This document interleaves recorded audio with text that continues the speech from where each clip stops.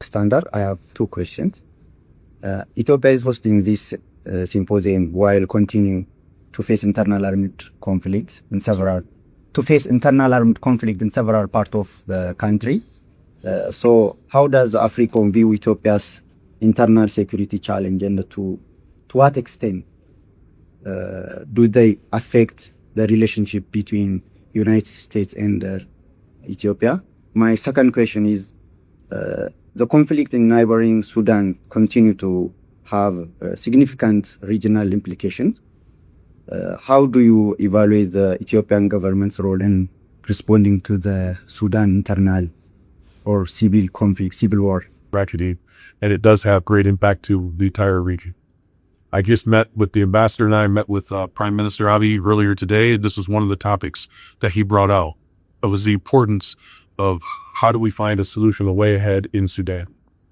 But what's clear in Sudan is going to take multiple players, not only in the region, but internationally, to help find a way forward, because it's a very complex issue. And ultimately, it's going to require the people of Sudan to work together to try to find that solution and to not resort to conflict. And then to your other point there about internal conflicts or internal issues, it depends on the situation and what we can do or not from the United States perspective, because ultimately it's up to each nation to work the internal conflicts and their internal issues. But where we can help, there's times when we have a common threat or a common disruption that we can partner together and work. And I think an example of that is Nigeria, where we recently worked very closely with the Nigerian forces. We worked with their intel service in order to identify where ISIS's number 2 terrorist was living up in the Lake Chad Basin, al-Manuki.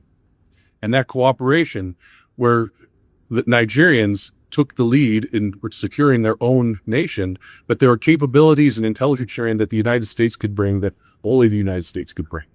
And so the understanding of the global ISIS network, the importance of al-Manuki, not just in the region, but globally for ISIS, and then some unique capabilities that we were able to bring in order to enable that operation and eliminate that terrorist threat, which then get that now we continue afterwards to partner with Nigeria in a constructive way, continuing the intelligence sharing, continuing the development, and helping with some unique training that we can provide to the United States.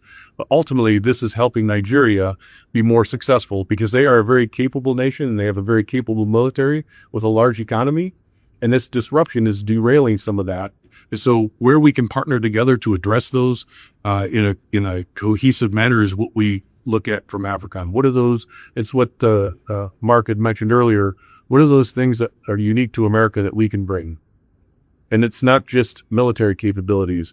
It's the entrepreneurial spirit. It's the innovation. It's the culture that America brings to international business and development. How do we harness that and partner with our here in the continent as we see the population growing, we see the economies growing. Ethiopia is one of the fastest growing economies on the continent in the world. So how do we help partner with that, with capabilities or with connections that the United States can bring? So it's not just military power, it's not just security, it's what does the United States bring? And I think there's things we can bring in cooperation with our partners that will be very productive for both.